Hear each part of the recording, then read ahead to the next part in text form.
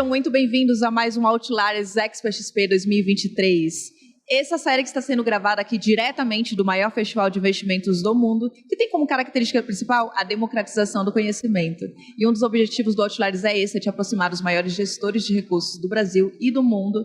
E aqui ao meu lado eu tenho o Guilherme Anversa, que é sócio e gestor dos fundos da XP Advisory. Guilherme, seja muito bem-vindo. Muito obrigado. No episódio de hoje, temos uma gestora nova aqui no Outliers, ela nunca apareceu por aqui. Na verdade, é uma gestora que tem um perfil até mais low profile durante toda essa trajetória e agora ela está cada vez mais sendo conhecida pelos investidores em geral. E um detalhe importante, pessoal, é que ela tem uma história muito bacana, porque é uma gestora fundada por 3 mulheres. E ao meu lado eu tenho aqui a sócia, fundadora e gestora da Athena Capital, Lígia Pochar. Seja muito bem-vinda ao nosso Outliers. Obrigada pelo convite, é uma honra estar aqui com vocês hoje. Espero que a gente tenha um bate-papo muito bacana. Lígia, eu queria começar pedindo para você contar um pouquinho dessa história da fundação da Athena, como é que você chegou até aqui, como é que você chegou até a gestão da Athena e o que é a Athena hoje, quais são as perspectivas daqui para frente. Bom, para começar a falar um pouco da minha história, eu sou engenheira. Inicialmente, não tinha pretensão de entrar para o mercado financeiro. Comecei na engenharia, fiz poli aqui em São Paulo. E eu tive a oportunidade, no meio da minha trajetória, dentro da faculdade ainda, de passar um período na Alemanha. E foi lá que eu tive meu primeiro contato com o mercado financeiro.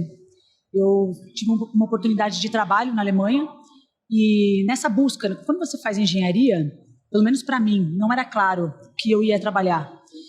E quando eu fui para a Alemanha e eu tive a oportunidade de trabalhar num banco de investimento, eu não entendi muito bem o que eu tinha feito, para falar a verdade, mas eu voltei para o Brasil falando, é isso que eu quero fazer. E aí eu volto para o Brasil, me formo, e eu tive a oportunidade de entrar na Scopus, Pedro Cerise, o Luiz Soares na época, e foi uma experiência maravilhosa para mim. Eu aprendi muito lá, e aí de lá para cá eu me encontrei no mercado financeiro, inicialmente em equity, analista de equity. Não. Depois eu passei por outras casas, parei na Lacan Investimentos, onde eu tive a oportunidade de conhecer o Luiz Augusto Candiota, que tinha toda uma formação bem diferente de equity, mais voltado para o macro, tinha sido do Banco Central, e eu tive a oportunidade de trabalhar alguns anos com ele, me tornei sócia, e aprendi muita renda fixa, crédito privado, foi uma escola para mim, a Lacan. Mas mais do que só aprendizado do mercado em si, na Lacan eu tive muito contato com o backstage, com o back-office, risco, montar equipe, então de fazer parte de uma empresa. E isso para mim foi muito valioso. E eu digo que foi aí que começou a história da Athena, na verdade. Principalmente porque foi lá que eu conheci minhas sócias e meus sócios. Exatamente, eu queria aproveitar isso, né? Como a Clara comentou, ouvir uma história de uma gestora com 3 sócias fundadoras é uma raridade aqui no Brasil. Né? Não é a média do mercado das assets. Não. Como é que foi esse encontro das 3 sócias? Né? Quem são as 3 sócias principais? E como é que foi essa decisão das 3 juntas ali? Poxa, vamos empreender, vamos entrar nesse mercado onde é a exceção, não é a regra, você montar uma asset com 3 sócias. Como é que foi essa tomada de decisão de vocês? E o que foram os desafios, né, Gui? Olhando para todo esse desafio estrutural que temos em relação à equidade de gênero, o que foram os desafios na hora de decidir fundar uma gestora 3 mulheres? Nós estávamos trabalhando juntas já na Lacan, nessa outra gestora. E trabalhar, no final do dia, é isso, é você conviver com pessoas muito tempo juntas. Então, eu já fazia gestão. Em 2009, eu me tornei gestora dentro da Lacan Investimentos. E dali para virar uma amizade, uma confiança muito grande com as minhas sócias, foi o dia a dia. E mais do que compartilhar visões comuns do processo de gestão, a gente começou a perceber ao longo dos anos que a gente compartilhava visões parecidas de vida. Porque tocar uma empresa, montar uma empresa, na verdade, é muito mais do que fazer o core, do que ela se propõe. Quando a gente decidiu montar a Athena, aliás, nem tinha nome ainda, vamos fazer nossa gestora. Quando começou a surgir a ideia, a gente começou a perceber que o que mais fez a gente querer não foi só a gestão, o estilo nosso próprio de gerir ativos, mas também como que a gente ia querer incentivar as pessoas, como que a gente ia querer atrair o time. Que empresa que a gente quer construir? Diversidade. Para a gente era importante. Gente, naquela época não existia ESG.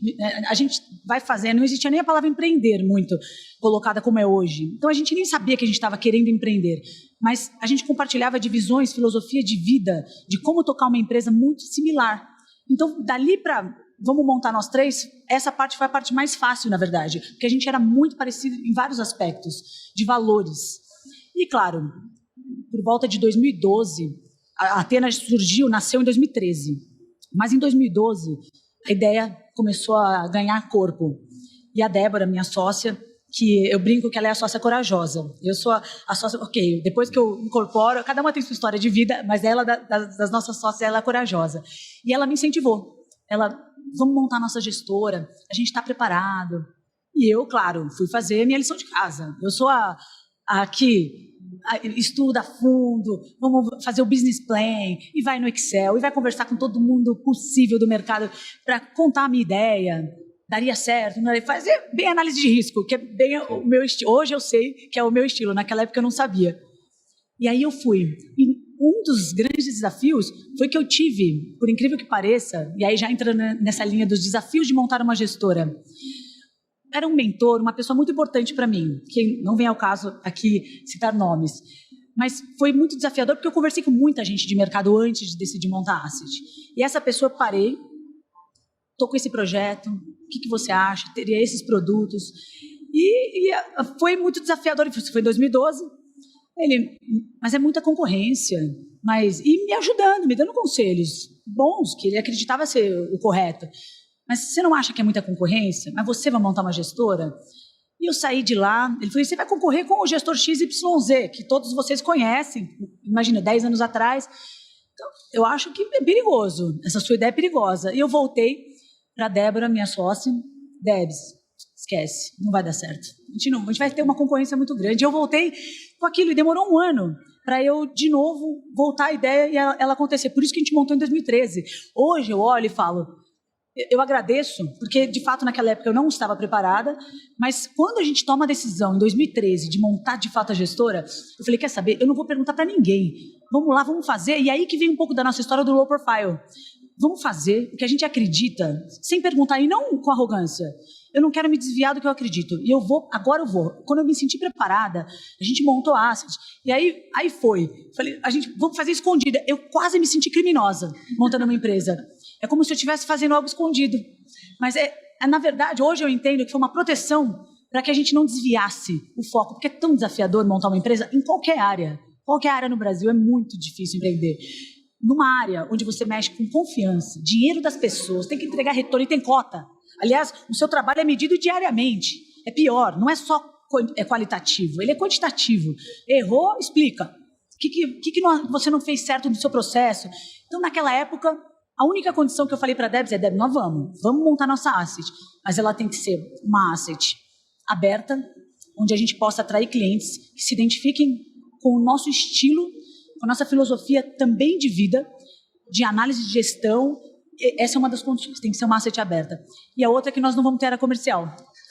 Por quê? Foi minha condição. Isso explica, né, Anversa? Eles não estarem tão assim na boca do varejo. Como 10 assim? anos de história Isso. E ainda é a primeira vez aqui no Outliers, então isso explica muita coisa. E eu falei, não vamos ter área comercial. Por quê? Falei, porque se a gente tinha um pouco de seed money que a gente contou, obviamente, para alguns prospects do nosso projeto, alguns aceitaram. Não, eu já tinha um histórico, eu já tinha, claro, um business plan montado, a gente apresentou, e a gente tinha conseguido um bom seed money, e vamos lembrar, gente, que naquela época não tinha plataforma. Não era como é hoje, que você tem a possibilidade de contar sua história para a plataforma e fazer ter uma captação, um seed money até das plataformas. Naquela época era outro jogo. Você tinha que ter conexão, você tinha que ter contato, você tinha que ter credibilidade já no mercado para atrair cliente, o seed money. E a gente conseguiu mais de 100 milhões de seed money, dividido em alguns poucos cotistas. Mas aí eu chamei a nossa sócia e falei, o negócio é o seguinte, se a gente tiver área comercial e focar no crescimento, de alguma maneira, assim como eu não quero me desvirtuar com opiniões, com as nossas estratégias, eu também não quero me desvirtuar com o crescimento. O nosso comercial, a nossa maior propaganda vai ser o retorno, vai ser o resultado do nosso trabalho. Com o resultado, a gente vai apresentando o resultado e a gente vai conseguindo mais clientes. E, para minha surpresa, a Débora não só topou, como falou, é isso, comprou essa ideia, a Fernanda, a mesma coisa. E aí a gente começou, sem área comercial, com esse seed money inicial e sem que ninguém soubesse do nosso projeto, principalmente. E o que é interessante é que nesse cenário competitivo há 10 anos atrás, a gente está falando de mais ou menos 300 assets que existiam no Brasil na época. Quando a gente joga esse filme para 10 anos depois, a gente está falando de mais de 900 assets, né? Então a competição aumentou e aumentou muito. Tem uma coisa que você falou muito no início da tua apresentação, que foi valores, filosofia. Conta um pouco do que está por trás aqui, o que está por baixo aqui dessa estrutura que uniu vocês. Para mim, o grande valor que eu aprendi ao longo do tempo é você não focar não só no crescimento, mas também no retorno. Eu vou explicar. Uma gestora falando que não foca no retorno parece contraditório. Isso eu fui descobrindo. Nada foi desenhado, gente. Nada foi assim. Qual é a estratégia da Athena? Vai ser uma asset que vai focar em controle de risco. Nada. Era o meu estilo. Eu fui me descobrindo como gestora. Eu já era gestora, mas quando você monta uma asset, é o seu nome, é diferente. Você tem uma responsabilidade muito maior. E não vamos ter área comercial, foi o primeiro aspecto. E o segundo foi... Tinha um terceiro ponto que eu falei para a Débora. Tem só um pequeno problema, Débora, a gente não pode errar também. E esse a gente não pode errar... Não pode errar. Essa palavra me marcou, essa frase me marcou. Quando eu visitei a Athena pela primeira vez, quando a Lígia falou não pode errar, eu falei, mas como assim? Que história é essa, Lígia? Como assim não pode errar? Hoje, esse conceito, na minha cabeça, está muito mais desenvolvido. O não pode errar naquela época era, se a gente errar, e a gente não tem área comercial, e a gente não tem um banqueiro, um homem com credibilidade, com uma carreira já bem sucedida, como é que a gente vai atrair novos clientes? Então a gente não podia errar. Então eu virei uma obsessão por controle de risco. Mas era uma obsessão, não era uma venda. A gente não tinha comercial, não ficava vendendo nada. Era o dia a dia, era uma obsessão de processo, que eu comecei lá atrás a criar.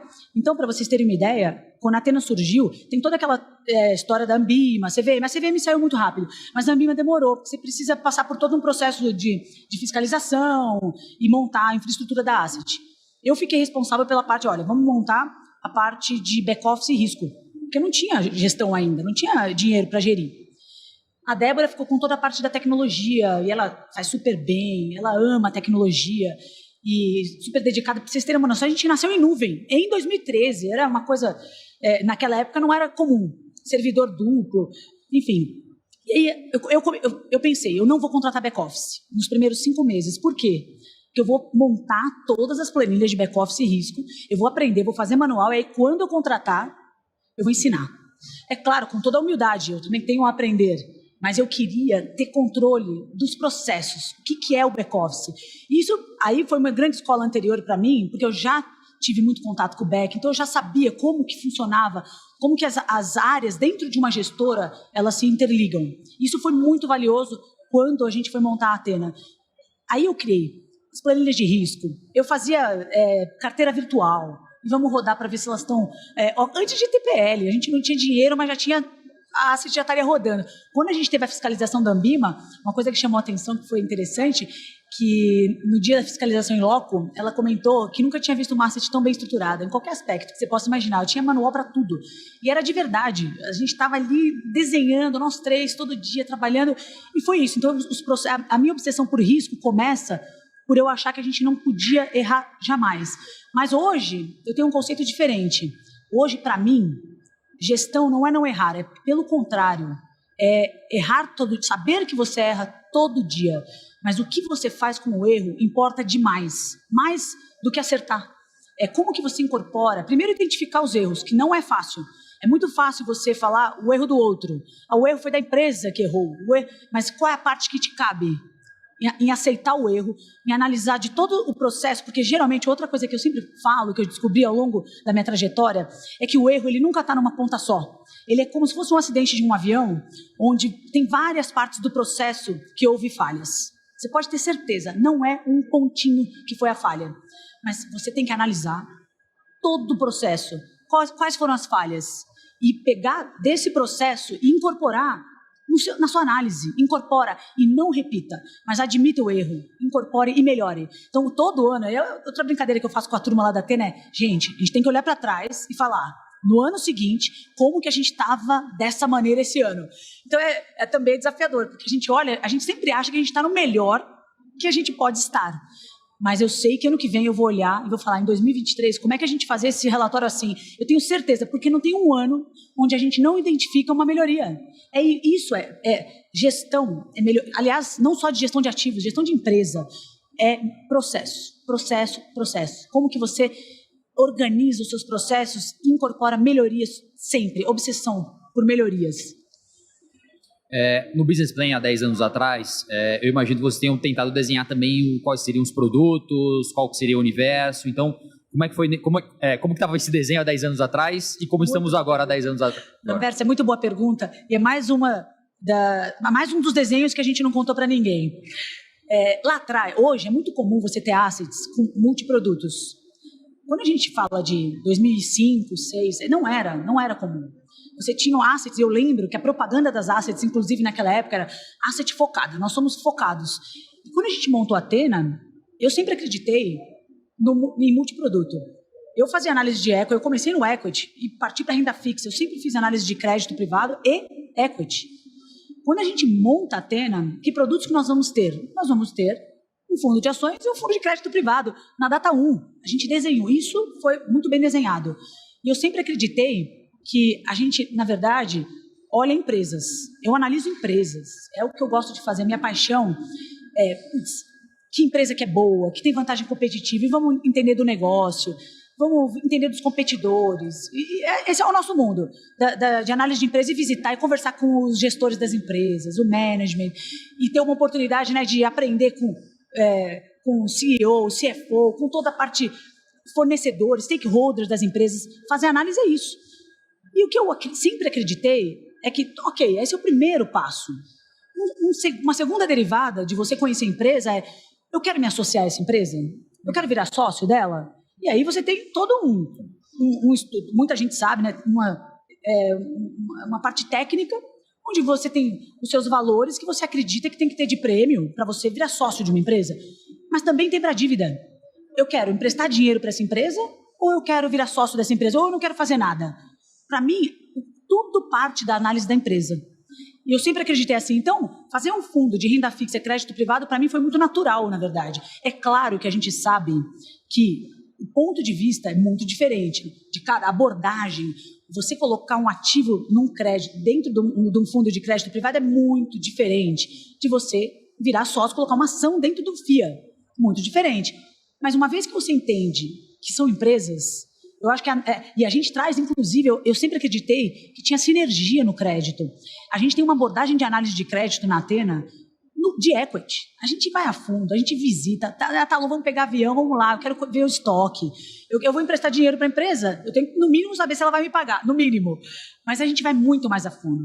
A gente traz uma abordagem de preço para dívida. E isso que eu acho que é muito pouco comum. Eu pouco ouço falar de preço para dívida. A gente fala muito de taxa. Tá.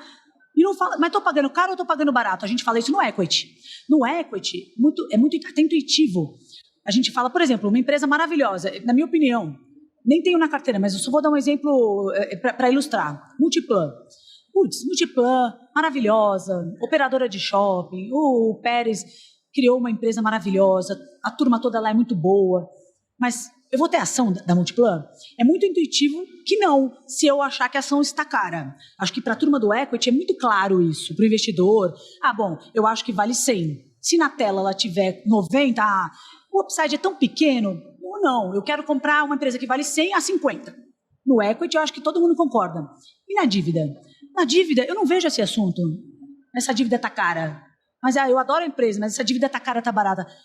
Essa abordagem é que a gente tem na Athena. Para mim é o seguinte, eu amo o Multiplan. Agora, eu quero emprestar dinheiro para ela? Não necessariamente. Por quê? Porque o crédito não é só analisar risco de crédito. Você está comprando no preço certo, o crédito. Tudo bem, eu acredito que o Multiplan vai me pagar, mas não necessariamente eu quero emprestar dinheiro para ela. No equity, todo mundo entende. Eu gosto da Multiplan, gosto, mas eu não vou ter ação dela porque eu acho, cara, a dívida é a mesma coisa. Mas no crédito, como falta papel, como tem toda uma questão de menos escalabilidade do que no equity, eu acredito que seja mais desafiador. E por conta disso, pagou? Acho que vai pagar? Vem. Mas a gente não tem essa abordagem na Athena. Para mim, é preço. Preço importa no equity e no crédito. Mas voltando à sua pergunta, a gente já nasce, naquela época, com 2 produtos. um de crédito e um de equity. Então, a gente tem quase 10 anos de cota nesses dois fundos. A gente passou por muita turbulência, tanto no crédito quanto no equity. E aí, ao longo dos anos, eu comecei a entender que o nosso processo, de alguma maneira, estava dando certo. A gente estava no caminho certo, porque eu sempre acho também que se a gente um dia achar que a gente faz tudo certo, pronto, é o começo do fim. Não podemos. Aquela visão do humildade, onde a gente está errando. Mas a gente passou, no nosso fundo de crédito, o primeiro, que é liquidez diária, Joesley Day, impeachment da Dilma. A gente passou por o Brasil perdendo o selo de investment grade. As NTs e NBs explodiram. A gente passou por muita coisa. Pandemia, crise das LFTs, que nem muita gente lembra, mas para a gente que tem crédito, ainda mais liquidez diária, foi desafiador. Porque a Selic caindo, ninguém mais queria LFT. Aí vai acabar o CDI, aí viúvas do CDI. Não sei se vocês lembram dessa discussão no Twitter.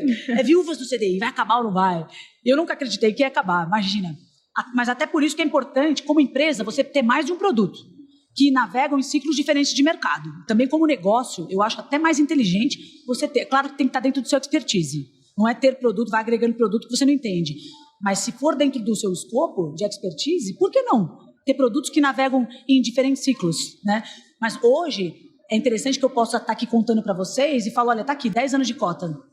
É diferente de eu lá atrás estar montando uma asset com duas classes de ativos totalmente diferentes e sendo potencialmente criticada. Então, esse foi uma das... Não, nós vamos criar, nós vamos fazer. E nós não vamos fazer propaganda. A gente não vai estar em plataforma. Quando as plataformas foram surgindo, também foi outro desafio. A gente não queria estar em plataforma. Naquela época não fazia sentido para a gente. A gente foi ampliando a nossa base de clientes diretos. Um amigo foi indicando o outro. Para vocês terem noção, a gente começa com 5 clientes. No final do ano passado, a gente aproximadamente 100 clientes da nossa base. Clientes que foram apresentando a Athena para outros amigos, clientes também empresários que trabalham e aí também aportam o recurso na Athena por já confiar, está há muito tempo. E assim foi, a gente foi escalando dentro da nossa base. Mas, claro, eu vou chegar nas plataformas também. Né? Vou chegar... Esse desafio. Em que momento, né, foi a virada? Também podemos chegar lá. Mas foi isso, a ideia dos produtos. E ao longo desses 10 anos, a gente foi desenvolvendo novos produtos à medida que o mercado também foi demandando. Né? Por exemplo, em 2017, a gente lembra, a Selic começa a cair. Super desafiador o momento também para fundo D1, fundo liquidez diária. Porque aí, com a Selic caindo, houve uma demanda muito forte no equity, mas também para high yield, para crédito high yield. E o mercado de crédito também foi se desenvolvendo muito, né, nessa última década. Mas surgiram muitas assets de crédito. E aí, nessa época, até assets que faziam equity. Já não era mais patinho feio você fazer os dois. Mas a gente já estava lá atrás, passando por várias crises. E que para a gente foi muito valioso. Você passar por crise, errar. Depois até a gente vai chegar em Americanas, a gente vai ter história para contar dos erros nossos do passado, como a gente se preservou atualmente. Mas a gente também foi desenvolvendo novos produtos à medida que o mercado também foi permitindo. Então, em 2018, 2017, a gente começou a desenhar. Em 2018, a gente lança o nosso fundo, Athena Yield D30, que a liquidez era D30, como diz o nome, e com um pouco mais de yield, podendo ter um pouco mais de ativos mais para o estruturado do que somente, muito mais do que debêntures líquidas, enfim. E aí teve a oportunidade, hoje a gente tem fundo de previdência. Então, a gente foi aproveitando, claro, uma demanda de mercado e, por que não, ampliar nossos produtos também dentro do que faz sentido. Lígia, qual o tamanho hoje do time da Athena, tamanho da gestora e como está segmentado esse time de gestão? Como é essa interação entre a mesa de equities e a mesa de crédito? Muito boa pergunta. Clara, hoje a gente começa com mais ou menos 100 milhões lá atrás. Agora a gente recentemente bateu 1,3 bi sob gestão. E a gente tem 8 pessoas hoje na gestão e 15 pessoas na Athena. Então somos um time enxuto e assim pretendemos continuar enxutos. A gente traz tanto para a gestão da nossa análise de empresas, mas também na gestão da própria Athena Capital, essa cultura do não desperdício. Aí vou fazer até um comentário antes de falar da equipe.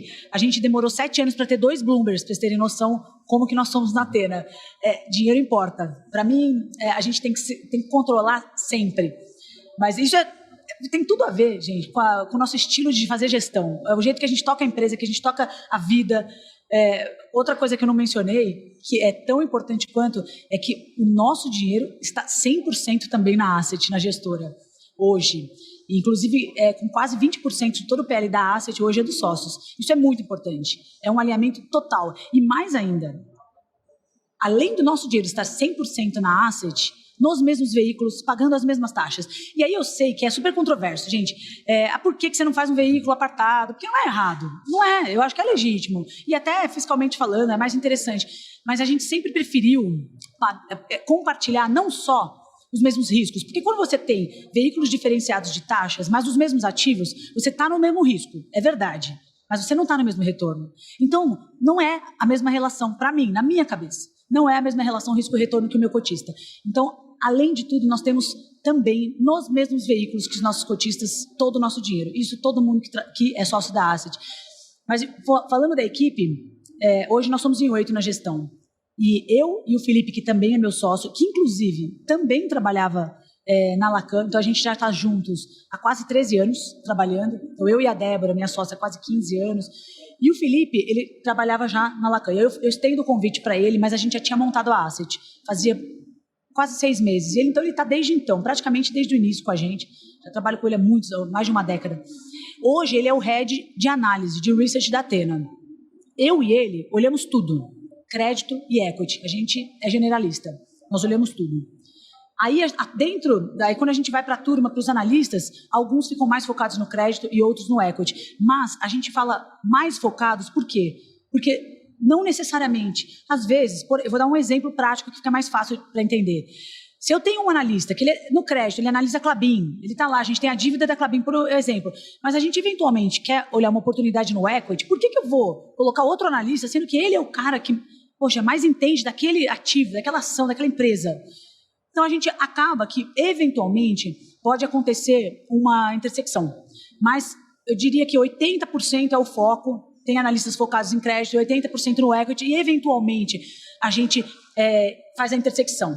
Mas também é importante destacar que, nos nossos comitês, e aí é outra pergunta que também cada asset faz de um jeito, a gente não tem analistas setoriais.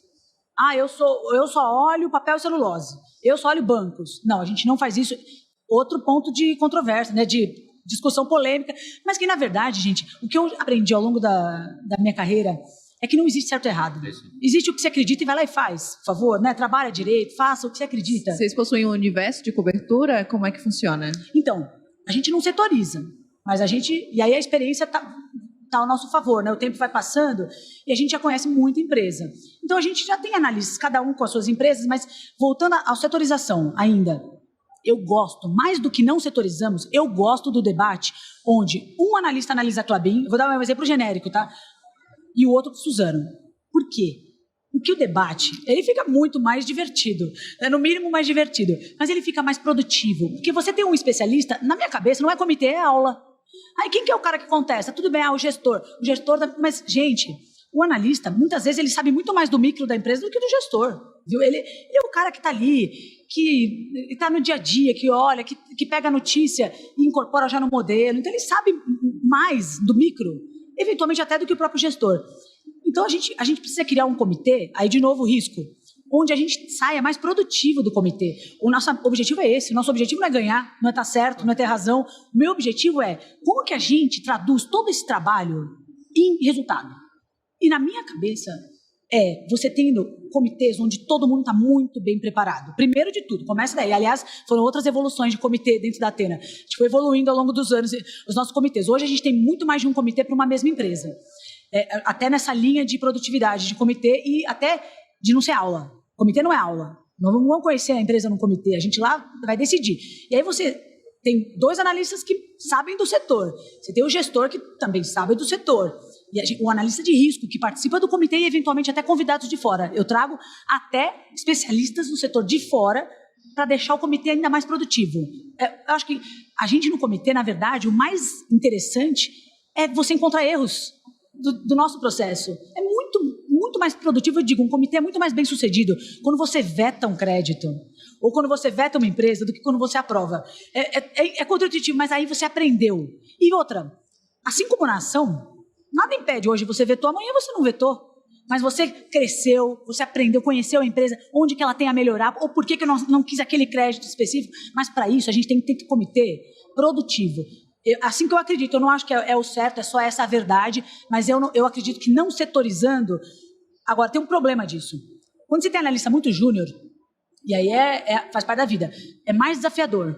Porque se for muito júnior, para o cara não especialista, aí ele é aquele cara que sabe pouco de tudo. E aí é ruim nesse aspecto. Então é importante também você ter uma equipe sênior. Acho que nesse sentido, acho que é importante frisar. Não dá para ser uma equipe muito júnior. Então, mas a nossa equipe ela é majoritariamente sênior. E a gente trabalha junto há muitos anos, compartilha das mesmas filosofias, do mesmo processo de análise. Então, nesse sentido, eu acho que a gente tem a ganhar, a gente não setorizando. E aí o nosso universo vem já de todo... Bom, bolsa, né, a gente nem tem tantos papéis assim, vamos combinar, líquidos que cabem dentro do nosso processo, mas a gente acompanha as empresas há muitos anos e, principalmente, a gente foi criando dentro dos nossos processos flags que chamam a atenção, porque a ação varia, aliás, crédito também, mas o preço varia, às vezes de uma semana para outra, quando você viu, né, mudou o preço e surgiu uma oportunidade que você não estava vendo. Então, para isso, você tem que ter processo. Então, a gente foi criando processos que nos auxiliam não chamar a atenção de uma ação, mas que a gente já acompanha. Então, eu acredito que cada analista hoje, eu diria que, sei lá, cuida de 20 empresas, aproximadamente. É um número grosseiro, mas é mais ou menos isso. Então, a gente tem um universo bastante grande, acho que de cobertura, que é auxiliado pela experiência, né? O tempo vai estar ao nosso favor. Eu falo, gente, envelhecer tem coisa boa, vem experiência. Você comentou sobre crédito privado, né? Que as pessoas olham muito a taxa, mas não discutem preço. Ok, preço definido no universo que existe uma certa escassez de estratégia, de papéis para operar. Como é que você dimensiona isso em posicionamento da carteira? Vai ser um portfólio mais concentrado, menos concentrado? Como é que você dimensiona esse preço do ativo na tua posição dentro do fundo? Bacana. Dentro da Athena, o crédito ele foi evoluindo os nossos processos. Hoje, uma ferramenta muito importante e fundamental que a gente desenvolveu foi o rating interno. Quando você olha na Ambima, e aí também, gente, eu acho que eu vou falar a palavra processo nesse podcast, vai ser a palavra que mais vai sair. Quando a Ambima, ela foi também melhorando e desenvolvendo ao longo dos anos, e cada vez mais exigindo melhorias mesmo dos processos das gestoras, e eu acho que está muito certo. Quando a gente passa pela pandemia, a gente teve melhoria de processo da Ambima de liquidez, não só de preço, mas como que o gestor tem que fazer com a liquidez dos ativos dentro da carteira. Crédito, a gente pulveriza mais. Começa daí, já começando a responder sua pergunta. Mas dentro da nossa melhoria de processos, a gente desenvolveu rating interno, que é recomendável ter, não é obrigatório. Mas a gente, já que a Ambima recomenda, por que não? Vamos melhorar, a gente já faz. E a gente passou alguns anos atrás a ter rating interno. E essa ferramenta foi tão valiosa e melhorou tanto o nosso processo de análise e até de aceite para as carteiras. E aí, o que a gente faz no rating interno, que é onde a gente dá preço para os ativos? É o grande pulo do gato, eu diria, o rating interno. A gente faz toda a análise qualitativa em comitê. Primeiro, análise quem é a empresa, tudo. Legal, amo essa empresa, amei. Está aprovada na qualidade, no produto, na história da empresa. Ótimo. Vamos passar para um comitê quantitativo agora. Projeção. Fluxo de caixa. Então, a gente não é só uma análise que para no EBITDA porque eu estou indo para o crédito. Não. Eu vou parar no valor dessa empresa, como equity. Vamos. Aí, depois que a gente tem tudo o mapeamento econômico-financeiro, dos concorrentes também, tudo. Como equity, como se faz no equity, a gente faz no crédito. A gente pega, ok, a empresa está aprovada no crédito? Aprovada. Agora, que emissão que a gente vai discutir? Vamos discutir as emissões? Afinal, que instrumento? Primeiro instrumento, antes da emissão. É FDIC? Porque a empresa se financia de diversas maneiras. Qual é o instrumento que mais cabe dentro do nosso produto? Ok, vai ser CRA? Vai ser FDIC? Vai ser NP? CCB? Debentures? LFs? Tem muito. A gente tem ali uma gama de produtos. Ok, esse é o instrumento que a gente vai analisar agora no comitê. Então, é outro comitê para analisar se aqueles instrumentos, aquelas emissões fazem sentido. Ok, aí onde eu quero chegar que eu vou linkar com o rating interno. Depois que a gente analisou, está tudo aprovado. Nossa, essa empresa eu adorei. Ela vai pagar com a geração de caixa e não com follow-on, e não com emissão de capital, e não com reestruturação de dívida, pelo amor de Deus, e não com rolagem de dívida. Para nós é muito importante que a empresa tenha geração de caixa. Então, a gente gosta, depois a gente pode até entrar mais nisso. mas eu quero linkar com o rating interno. Aí, ok, qual é o preço dessa dívida? Né? Que, na verdade, é a taxa versus duration, que importa. Qual é o prazo que eu vou querer emprestar? Eu quero estar no curto, no médio, no longo? Daquela mesma empresa já aprovada. E eu posso negar o crédito, aquela emissão. Ok, eu quero esse crédito, 2 anos. Vamos fazer um exemplo genérico. 2 anos, duration 2. Eu vou pegar o meu rating interno que eu tenho. Então, a gente desenvolveu, e é interno, e aí isso é muito valioso, porque são notas que nós atribuímos, tanto qualitativo quanto quantitativo, e que já sai uma nota de rating que a Athena desenvolveu. Então, a gente já tem a nota e a gente compara com toda a nossa cobertura, porque a gente faz rating interno para empresas que a gente tem e que não tem, para aquela duration. Então, a gente faz... aí é muito específico. Então, você vê como você vai fazendo bem específico. Então, o crédito já está aprovado, adorei a empresa, ela vai me pagar, aí vamos ver se a emissão faz sentido? Aí a gente plota no rating interno. Se aquela taxa tiver diferente do que eu acho, para mesmo rating, ou seja, mesma qualidade que eu atribuí àquela empresa, para aquela duration similar, eu não vou emprestar dinheiro. E, gente, é bonito falar isso, né? Nossa, mas que critério bom, vocês são conservadores. Só que, na prática, significa não ganhar dinheiro, se você, eventualmente, não achar papel. Então, é muito desafiador. Acho que o mais desafiador de tudo é você criar um processo que você acredita e cumprir. Às vezes, você tem um processo bom, mas você pode ficar, afrouxar os seus critérios em momentos de mercado desafiadores. Então, gente, gestão, eu resumiria em 2 palavras. Processo e disciplina, não, processo e paciência. Sim. Paciência. E assim, é você abrir mão. Então, mas a gente conseguiu, com o rating interno, ao longo dos anos que a gente desenvolveu, a gente melhora esse nosso processo de rating, falar, olha, o preço dessa dívida está errado. Está errado. Então, para uma duration 2, empresa dessa qualidade, na nossa visão... E tem mais um detalhe que o rating interno, a gente tira a nota. Se eu conheço pouco da empresa, vocês podem conhecer, o mercado pode conhecer a empresa. Mas, assim, vou até falar de Suzano de novo. Todo mundo conhece Suzano. Vamos supor que a Athena não conhecesse Suzano. Eu nunca analisei Suzano. Então, eu tenho que ser humilde para tirar nota. Primeiro, ser humilde e admitir que eu não conheço. Primeira coisa, comitê, gente, a gente está analisando Suzano faz 6 meses. Pera lá, humildade, nós não conhecemos profundamente. Ok, então no rating, a gente faz um deflator. A gente dá uma nota onde isso nos protege, porque a partir do rating também vai surgir qual é o percentual que eu quero ter na carteira. O rating faz parte disso, ele linka. Para rating tal, eu não posso ter mais do que X%. Então, ao eu atribuir uma nota negativa por eu não conhecer tão bem o ativo, isso me protege. No final, protege o cotista, protege a gestão. Por quê? Porque você pode conhecer a empresa, ela tem uma fama de ser o máximo. Americanas não tinha fama de ser o máximo? Não importa, você tem que ter processo e cumprir o processo. E dar nota negativa se você não conhece. Nota negativa é um modo de dizer, a gente tem que ter esse deflator, porque aí você empresta pouco. Se você errar no final, é tudo uma questão de... Errar faz parte. Você tem que errar menor. No final, você vai criando ferramentas que vão te protegendo de erros, né? Vão mitigando. Eu acho que no final do dia, gente, fazer gestão é você entender que é controlar risco e que o retorno ele é uma consequência de um processo de análise de risco. Ele não é o objetivo. Por isso que eu brinco. Eu comecei o podcast falando que é uma gestora que fala que não foca em retorno. Como assim? Você não foca em retorno? Não está na minha mão o retorno. Muita gente me pergunta qual que é a meta de retorno do yield D30, do fundo previdenciário, que inclusive a gente vai sair daqui 2 semanas na XP. Qual que é a meta de retorno do liquidez diária? Ninguém pergunta qual que é a meta de retorno para fundo de ação, né? Ninguém pergunta isso. Por quê? Porque não está na nossa mão falar o retorno. O que está na nossa mão é que preço que você compra ativo. Isso sim faz parte da minha responsabilidade. Que preço que eu compro? Isso está na minha mão, é minha responsabilidade. Então, é meio nessa linha, a gente inverte um pouco a lógica, né, na Athena. Esquece retorno, foca no risco, foca se está adequado o preço que você está comprando os ativos. E aí, abra mão, coloca em caixa. Então, assim, e aí eu comento, né, que é muito bonito falar isso, mas é muito desafiador, principalmente ano passado. Todo mundo fala esse ano foi desafiador no crédito. Ano passado, para mim, foi muito pior. Não tinha ativo. E aí, na sua linha inversa de pergunta, não é tão escalável, não tem ativo. O que você faz? Eu aumento o caixa. É isso. E eu dou menos retorno mesmo. Aí eu brinco até, eu faço muita apresentação para cliente nosso, agora para escritórios, agora que a gente está na plataforma. E aí? Eu falo, qual que é o retorno? O que você faz? Não, é isso mesmo. Nós vamos estar com um carrego menor. Eu não desaprendi a fazer gestão. Eu brinco.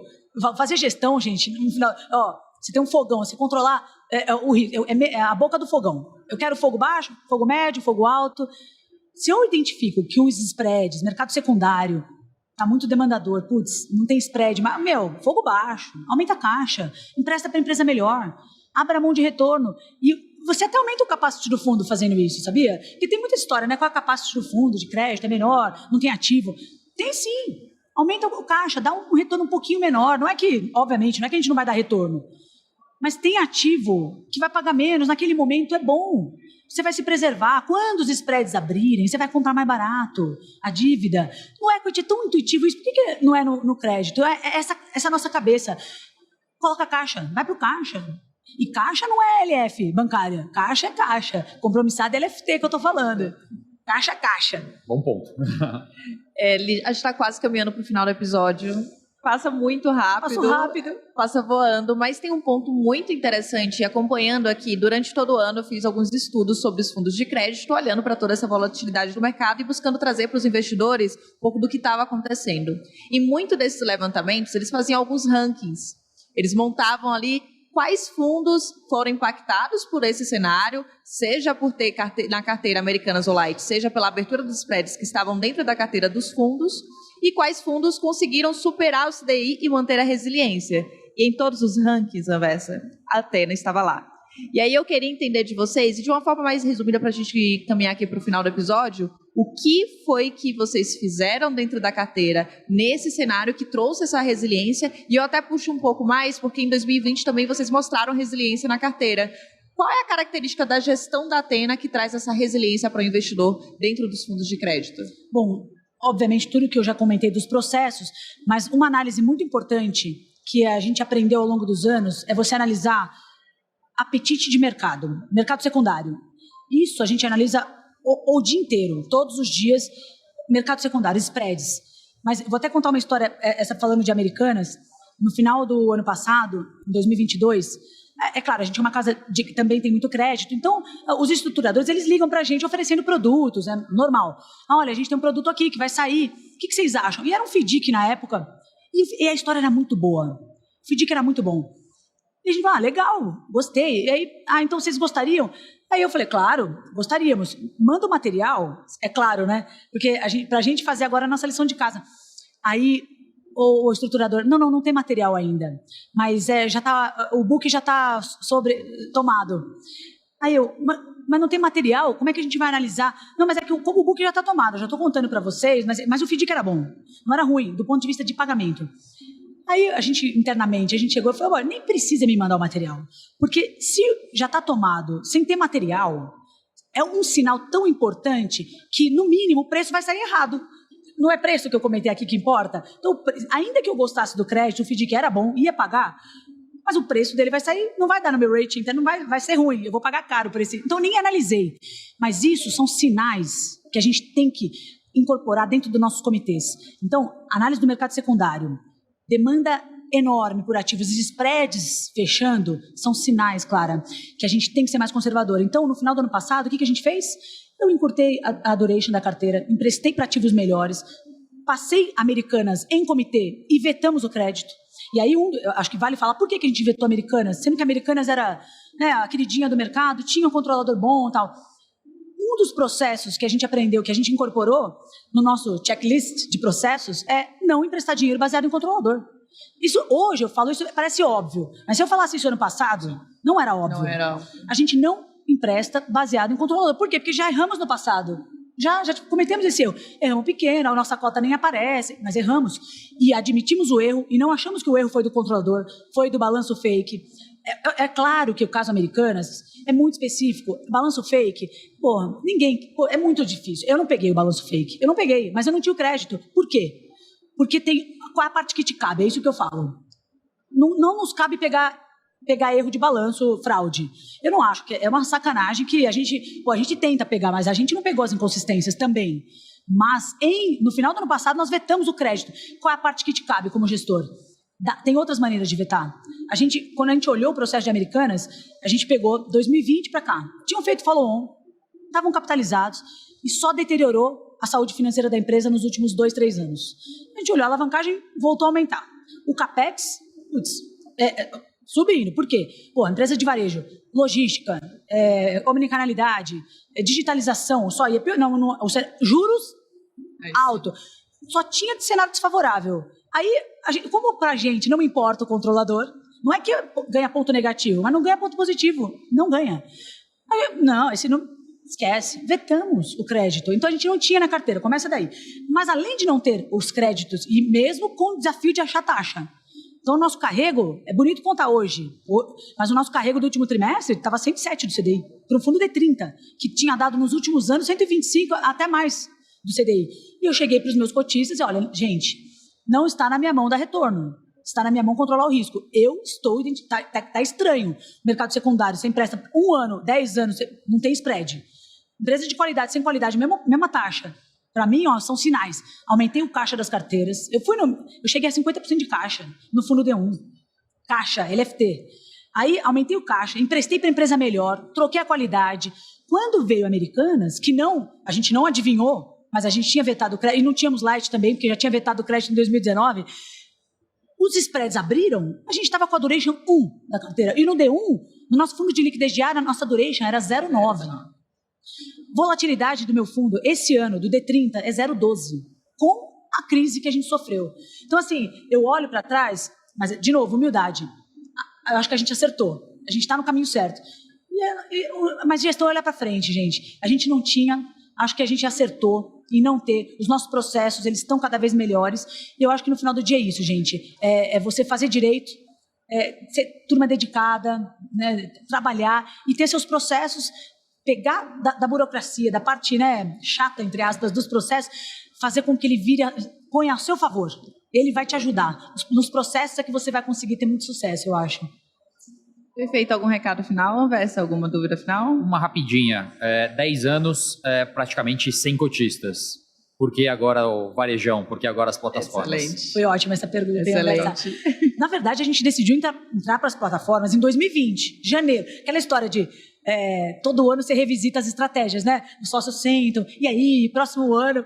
Aí chegou o final de 19, e agora? A gente já tinha muitos cotistas, e a gente bateu um bi na pandemia. Contra-intuitivo também. Aí a gente, e agora? Vamos para as plataformas? O que a gente vai querer? Vamos ampliar? Agora sim, a gente já tinha 7 anos de história, naquela época, hein? Não, agora são 10. Mas, vamos para as plataformas? Estamos preparados? Agora eu quero. Eu falei, não, agora acho que a gente... Poxa, a gente tem uma história, a gente tem cota, a gente tem produto, a gente tem uma equipe que gosta, a gente tem cultura. Vamos, por que não? Agora topar mais esse desafio. E, na verdade, eu encaro entrar para a plataforma como ampliar o canal de distribuição. Mas não é mudar o que a gente já faz. Na verdade, é fazer o que a gente já faz, tendo mais aprendizado. Porque é um novo aprendizado, é um perfil diferente de cotista. O meu cotista, quando você tem mais proximidade, às vezes você tem mais resiliência, mais estabilidade. Mas agora, a gente já está com 15% da nossa base de plataforma. E está sendo super legal, na verdade. Foi um mundo novo, visitar escritório, quem é a Atena. Então, essa parte, eu achei que... Eu não queria antes. Eu gostava de ser low profile. Eu sempre gostei, na verdade. Nunca gostei de aparecer. Eu queria mais, cota, vamos aqui, vamos melhorar a gente, vamos crescer do nosso jeito. Mas agora que a gente está nesse outro lado, está sendo muito legal participar da Expert. Está sendo muito interessante para a gente e a gente aprende. Aí, como é que é o controle de liquidez? Pô, a gente tem que ser mais ainda criterioso, porque você vai ter um perfil mais volátil, e vamos, estamos aí nesse desafio de novos perfis diferentes, mas eu acho que até melhora como produto, qualidade do produto. Você tem um perfil diversificado de cotistas. Só tem o private. Será que é o melhor mesmo? Agora, eu quero também family offices, eu quero fundo de pensão, eu quero plataforma, por que não? Por que não diversificar não só os ativos, mas também a minha base de cotistas? São desafios diferentes, mas eu acho que a gente estava preparado para isso. E aí, só que é recente. Aí veio a pandemia. Não deu para entrar em 2020, pandemia, todo mundo, cada um para, né, aquela coisa, cada um para suas casas. E até que a Atena, a gente até ficou no escritório uma parte. Mas aí, quando deu certo, não, agora vamos participar das diligências. Aí a gente entrou, só que a gente entrou em dezembro do ano passado, gente. É muito recente. Faz 9 meses que a gente está nas plataformas. E eu vou contar uma coisa, a gente está super satisfeito, porque a despeito da indústria de crédito, que a gente sabe, até equity, né? Nos últimos 24 meses, equity sofreu demais. E todo mundo sabe, mas a gente tem captação líquida esse ano. A gente vem captando dia após dia. E eu acho que no final do dia é fruto desse nosso trabalho. O pessoal olha, todo mundo tinha Americanas. Não, pera lá. Nem todo mundo. Então vai lá e olha. Mas não é só Americanas. É como você falou, Clara. E na pandemia? É que eu não estava na plataforma, mas eu tenho cota. Na pandemia também meu fundo não caiu. Opa. Mas e no Joesley Day? Não, também não. E na greve dos caminhoneiros? E na crise das LFTs? E aí e Americanas? E aí a Duration? Aí você começa a olhar e fala, não, peraí, tem um processo aqui por trás. Tem. Resiliência é o nome do jogo? Eu acho. É isso aí, Clara. Lígia, muito obrigada. Anvessa, muito obrigada também. A gente está caminhando agora para o final do episódio. Como eu falei, o episódio acaba passando voando quando a gente está aqui conversando durante a Expert. Queria deixar um convite para você que está acompanhando a gente, porque a Athena tem feito um trabalho muito bacana em relação a conteúdos. Tem algo que eu admiro muito, Lígia, em relação a essa democratização do mercado financeiro, que é um dos objetivos aqui do Outliers, que é conseguir compartilhar para as pessoas, para os investidores, conhecimento de forma simples. E isso vocês começaram a fazer isso recentemente nas redes sociais, que é muito bacana de conferir esse trabalho. Então, deixo aqui o convite para quem está acompanhando a gente também conferir. Agradecer a presença, é uma verdadeira aula para conhecer a Athena, conhecer vocês. E fica aqui a casa aberta para outros momentos vocês compartilharem um pouco mais dessas visões. Agradeço aqui a oportunidade, agradeço a quem está acompanhando a gente. E não deixem de se inscrever aqui no canal da XP para acompanhar os próximos episódios do Outliers. Obrigada pelo convite e também não deixem de seguir a gente nas redes sociais. Athena Capital sem H, gente. Muito bom. Obrigado a todos. Valeu, pessoal. Obrigada. Até a próxima. Até a próxima.